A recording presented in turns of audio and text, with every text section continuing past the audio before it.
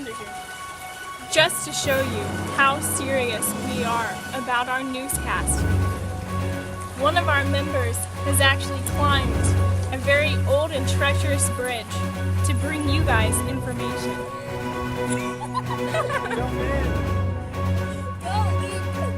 Now we're going to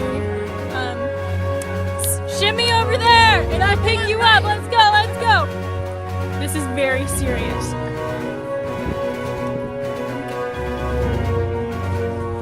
Let's go get Zach.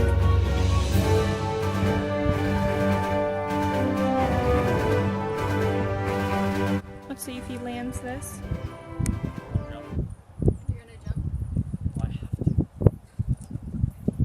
This is gonna hurt the boat, I think. We have faith in you, Zach. You might want to move the dog then. Move over. I'm going for it.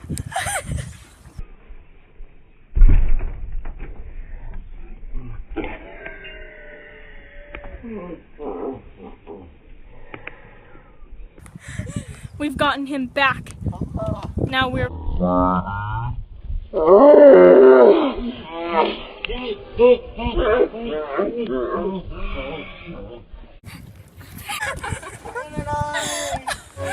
We're ready to report. The dangers of newscasting. This is our very committed team. I'm Lauren Moore.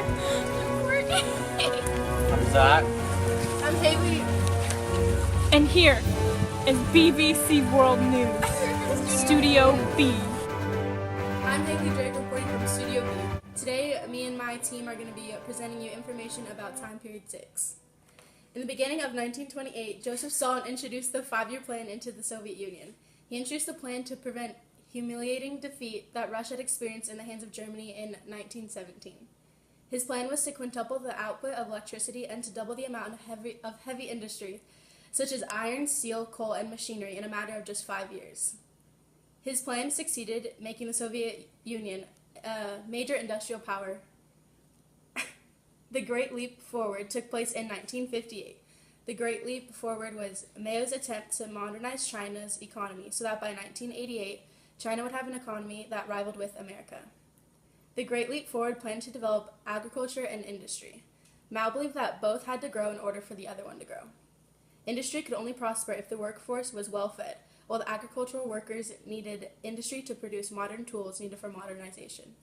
To allow for this, China was reformed into a series of communes. The New Deal was introduced by Franklin Roosevelt and was used to transform America's economy, which had suffered from the Great Depression. The first 100 days, many acts were introduced which were to form the basis of the New Deal. Due to his popularity, parts of the New Deal passed without much scrutiny. The New Deal introduced acts that became part of the law and numerous agencies that worked with the federal government, ensuring that the laws were enacted.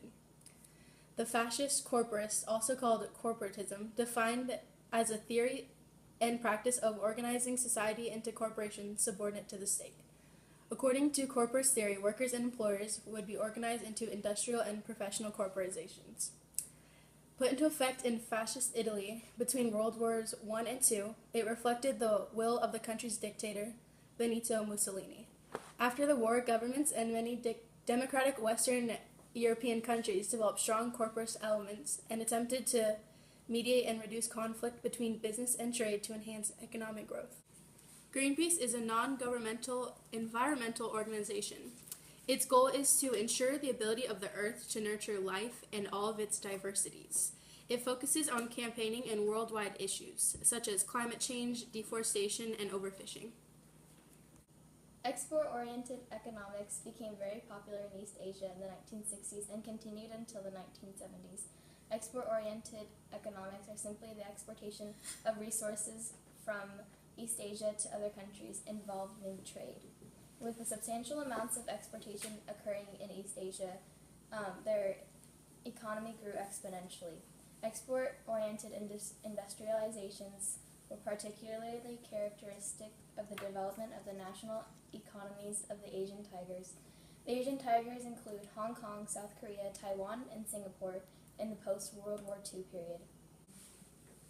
Ronald Reagan was the 40th President of the United States. During his presidency, he created Reaganomics. During Ronald Reagan's presidency, he announced a recipe to fix the nation's economic mess. He claimed an undue tax burden, excessive government regulation, and massive social spending programs that hampered growth.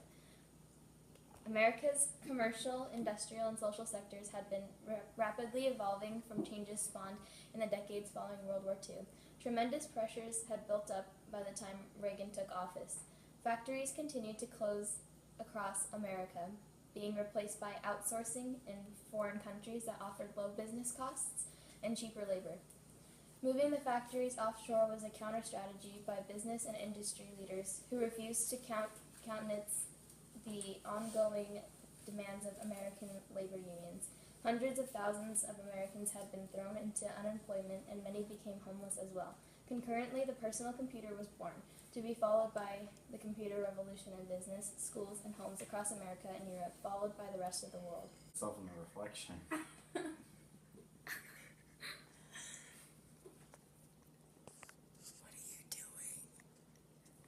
Margaret Thatcher, also nicknamed the Iron Lady, served as the Prime Minister of England from 1979 to 1990. As Prime Minister, Thatcher battled the country's recession by initially raising interest rates to control inflation.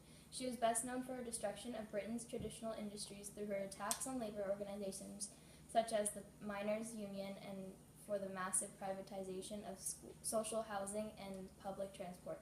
Ronald Reagan, the 40th President of the U.S., was one of her stoutest allies, but both were conservatives. Deng Xiaoping was a Chinese communist leader and the most powerful figure in the People's Republic of China from the late 1970s until his death in 1997. He joined China's burgeoning communist revolution led by Mao Zedong as a political and military organizer. He participated in the Long March of 1934 to 1935, when the fledgling Chinese Communist movement escaped capture by the nationalist Chinese army. War broke out against Japan. Educational leader of the Chinese Revolution Army, helping it grow into a large military machine during the Communist Revolution from 1946 to 49.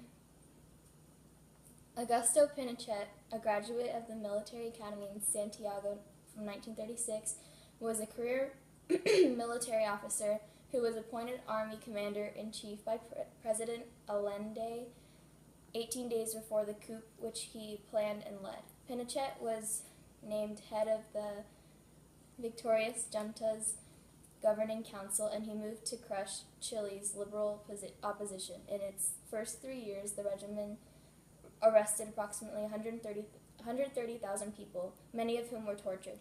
In June 1974, Pinochet assumed sole power as president, relegating the rest of the junta to an advisory role. Pinochet was determined to exterminate leftism in Chile and to reassert free market policies in the country's economy. The Green Belt movement was founded by Professor Wangari Maathai in 1977 under the auspices of the National Council of Women of Kenya, to respond to the needs of rural Kenyan women who reported that their streams were drying up, their food supply was less secure, and they had to walk further and further to get firewood for fuel and fencing. The orange. Oh my gosh. Why? Why? Penelope, why? Why did you have to do that? Talk. Oh, hi, I'm Zach Manning, expert analysis. World Trade Organization was founded in 1995, and it is the only global international organization dealing with the rules of trade between nations. The goal is to help producers of goods and services, exporters and importers conduct their wonderful businesses. It is for governments to negotiate trade agreements. It also offers a place to settle trade disputes. Next thing we have is the wonderful European Union. It was established November 1st, 1993. It is a political economic union of 28 member states that are primarily located in Europe. Has developed an internal single market through a standardized system of laws that apply in all member states. Policies aim to ensure that the free movement of people, goods, services, and capital, and it also enacts legislation in justice and home affairs, and maintain common policies on trade, agriculture, fisheries, and regional development. The European Union came into full force in 2002, and then in 2012, it was awarded the Nobel Peace Prize. Then we have the NAFTA, for the acronym of it is also known as the North American Free Trade Agreement. It is an agreement signed by Canada, Mexico, and the United States. It created a trilateral trade bloc in North America. The agreement came into force on January 1st, 1994. It was founded by George H.W. Bush. The administrative centers are located in Mexico City, Ottawa, Canada, and Washington, D.C. Today we're going to talk about the United Nations. The name United Nations, coined by the United States President Franklin D. Roosevelt, was first used in the Declaration by United Nations of the 1st of January in 1942 during the Second World War, when representatives of 26 nations pledged their governments to continue fighting together against the Axis powers. In 1945, representatives of 50 countries met in San Francisco at the United Nations Conference on International Organization to draw up the United Nations Charter. Those delegates deliberated on the basis of proposals worked out by the representatives of China, the Soviet Union, the United Kingdom, and the United States at Dumbarton Oaks, United States in October 1944. Next, we will discuss the ICC. The International Criminal Court, or ICC, is an independent, permanent court that tries persons accused of the most serious crimes of international concern, namely genocide, crimes against humanity, and war crimes. The IMF, or the International Monetary Fund, is an organization of 189 countries working together to foster global monetary cooperation, secure financial stability, facilitate international trade, promote high employment and sustainable economic growth, and reduce poverty around the world. And now, I'm going to join our field reporter, Zach. I'll catch you there! Today, we celebrate Earth Day. Earth Day began in 1970 and it is celebrated annually on April 22nd. It celebrates the wonderful things like the nice waterfalls. This is a beautiful waterfall. We're in the Bahamas as we speak here, and Earth Day is a beautiful thing. It gives us water. The Pacific Ocean is beautiful temperature. I would jump in, but I do not have my trunks. Yeah.